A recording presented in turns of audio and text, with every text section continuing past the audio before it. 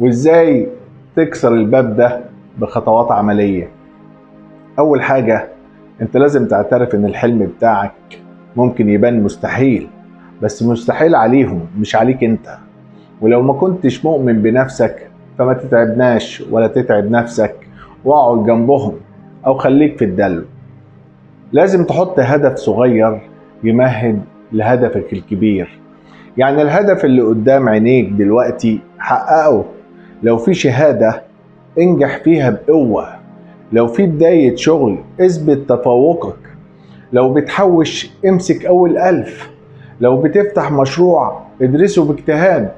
لو فشلت في اي حاجة قبل كده شوف الاسباب وارجع حقق الحاجة دي تاني من جديد. يعني باختصار، ايا كان اللي انت فيه اوعى تيأس ابدا. ما تديش لليأس ريق حلو ابدا، وابني جدار حماية بينك وبينه.